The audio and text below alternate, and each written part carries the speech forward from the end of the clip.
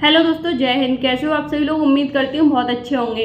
दोस्तों, आज हम लोग बात करेंगे यूपीएसआई की एलिजिबिलिटी क्राइटेरिया को लेके, क्योंकि काफ़ी सारे आप लोगों के कमेंट आ रहे थे अलग अलग टाइप के। जैसे कि इसमें टाइपिंग होती है, हिंदी की टाइपिंग होती है कि इंग्लिश की टाइपिंग होती है, और इसकी क्वालिफिकेशन क्या होती है, 10th में या फिर ग्रेजुएशन में अगर हमारा सेकेंड डिवीज़न है तो क्या हम फॉर्म भर सकते हैं, ओ लेवल चाहिए होता है क्या। और एक कमेंट ये भी था कि ज्वाइनिंग के टाइम पे हमें कितने पैसे देने होते हैं।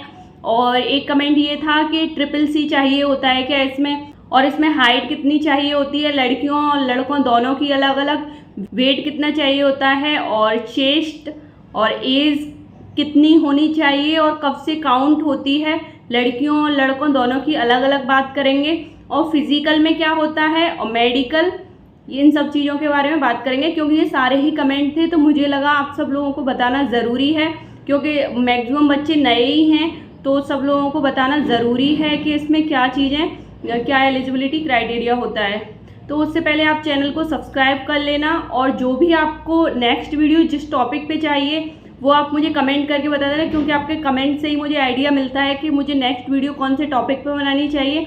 और अगर आप यूपीएसआई की तैयारी कर रहे हो या फिर यूपी पुलिस में सब इंस्पेक्टर बनना चाहते हो तो आप चैनल को सब्सक्राइब कर लेना। चैनल पे आपको ऑथेंटिक इन्फॉर्मेशन मिलेगी, जो सही है वही इन्फॉर्मेशन मिलेगी। मेरी खुद की ना ही तो कोई बुक है, ना ही मैं ऑनलाइन पढ़ाती हूँ जो मैं अपना बताऊँगी कि मेरे चैनल से पढ़िए, ना ही मैं कोई कोर्स बेचती हूँ जो मैं अपने बताऊँ कि ये कोर्स खरीदिए।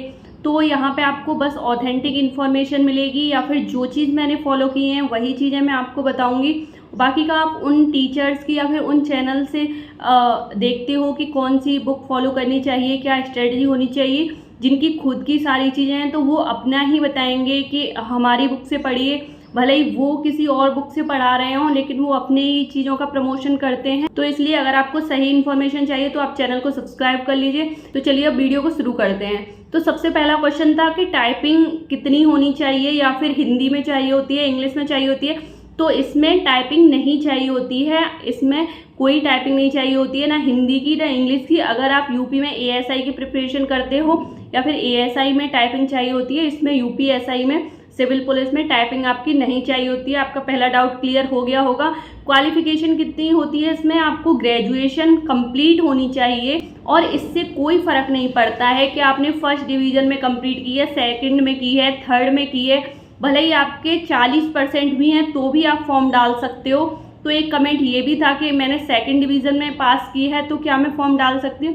तो उससे कोई फ़र्क नहीं पड़ता, आपने 12th ग्रेजुएशन कौन सी भी डिवीज़न से कंप्लीट की हो, बस आपकी ग्रेजुएशन होनी चाहिए। और ओ लेवल होना चाहिए कि नहीं होना चाहिए, तो इसमें कोई भी ओ लेवल की ज़रूरत नहीं होती है, इसमें सिंपल ग्रेजुएशन ही चाहिए होती है।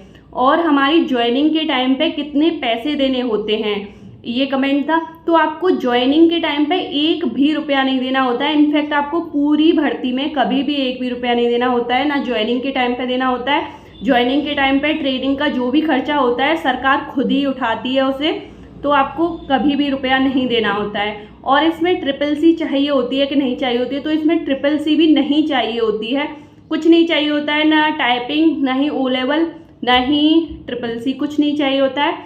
तो अब हम बात करते हैं इसमें गर्ल्स के हाइट को लेके, हाइट और वेट कितना चाहिए होता है। तो गर्ल्स का जो मिनिमम वेट होना चाहिए वो 40 kg होना चाहिए, और मैक्सिमम आपका कितना भी हो चलेगा। और हाइट कितनी होनी चाहिए, ST की होनी चाहिए 147 सेंटीमीटर, और जनरल, OBC और SC की होनी चाहिए 152 सेंटीमीटर। यही इसका क्राइटेरिया है। बस सिंपल ग्रेजुएशन होनी चाहिए आपको, और आप कुछ भी कर सकते हो, BA BSc कुछ भी कर सकते हो, उससे कोई फ़र्क नहीं पड़ता है, सिंपल बस यही है। और बॉयज़ के लिए मैं बता दूं, ST में हाइट होनी चाहिए 168 सेंटीमीटर, और बाकी का जनरल, OBC SC की होनी चाहिए 168 सेंटीमीटर। और जो आपकी लड़कों की चेस्ट होनी चाहिए वो 79 से 84 फुलाव के साथ चेस्ट होनी चाहिए। और नेक्स्ट क्वेश्चन है आपकी एज कितनी होनी चाहिए। तो आपकी एज 21 साल से 28 साल तक होनी चाहिए। बाकी का आपको एज रिलैक्सेशन भी मिलता है, जनरल, OBC ST 5 साल का रिलैक्सेशन मिलता है आपको। और आपकी एज काउंट कब से होती है, ये सबसे बड़ा क्वेश्चन है, होता है कि आपकी एज काउंट कब से होगी। तो ये जो वैकेंसी अगर अभी निकलती है, जैसे सितंबर अक्टूबर में निकलती हैं, तो आपकी जो एज काउंट होगी वो 1 जुलाई 2024 से काउंट होगी मैक्सिमम। भर्ती में, यूपीएसआई में या फिर यूपी पुलिस में एज काउंट होती है 1 जुलाई से काउंट होती है, किसी किसी में 1 जनवरी से भी काउंट होती है, लेकिन मैक्सिमम में 1 जुलाई से ही काउंट होती है। तो आपकी जो एज होनी चाहिए 1 जुलाई तक 21 साल आपकी कंप्लीट होनी चाहिए, तभी आप इसमें फॉर्म डाल सकते हो। और इसमें फिजिकल में क्या होता है, फिजिकल बहुत ईजी होता है इसके जितना ईजी फिजिकल किसी भी भर्ती में नहीं होता है। और अगर आप सब इंस्पेक्टर बनना चाहते हो, चाहे आप कहीं भी सेंट्रल में या फिर अदर स्टेट में सब इंस्पेक्टर बनना चाहते हो, काफ़ी टफ फिजिकल होता है, लेकिन इसमें फिजिकल बहुत ईजी होता है, कोई भी पास कर देगा। तो इसमें लड़कियों का होता है बस 16 मिनट में आपको 2.4 किलोमीटर की रनिंग चाहिए होती है, और इसके अलावा कुछ नहीं होता है, बस रनिंग ही रनिंग होती है। और मेल में होता है 4.8 किलोमीटर की आपको रनिंग चाहिए होती है 28 मिनट में। बस इसमें फिजिकल में इतना ही होता है और कुछ नहीं होता है। मेडिकल में देखो काफ़ी सारे क्वेश्चंस आते हैं, हमारा हाथ टूट गया था, फिर थोड़ी बहुत आंख वीक है, तो इसमें बहुत ही ज़्यादा नॉर्मल मेडिकल होता है। अगर आपका कभी हाथ भी टूट गया था या फिर आपके हाथ पे टैटू है या फिर कुछ भी है, तो उससे कोई फ़र्क नहीं पड़ता, आप मेडिकल में सारे बच्चे पास हो जाओगे। बस इसका सबसे टफ होता है, बस इसका जो सबसे टफ पार्ट होता है वो इसका रिटन एग्ज़ाम ही होता है, और वो भी बहुत इजी होता है, इतना टफ नहीं होता। लेकिन पूरी प्रोसेसिंग में मैं बता रही हूँ कि फिजिकल, मेडिकल और रिटन में बस वही एग्ज़ाम ही होता है, जो भी होता है वो भी बहुत इजी होता है।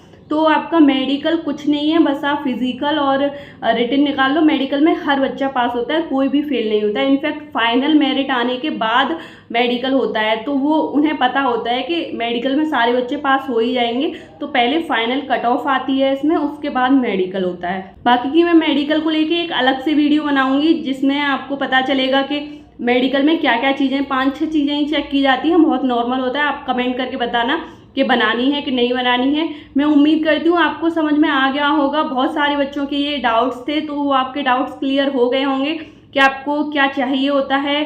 इसमें कुछ नहीं चाहिए होता है, सिंपल आपकी ग्रेजुएशन होनी चाहिए और आपकी हाइट होनी चाहिए जो मैंने बताई है, और कुछ भी नहीं होना चाहिए। आप कैसे भी पास हुए हो, फर्स्ट, सेकंड, थर्ड, कोई फ़र्क नहीं पड़ता।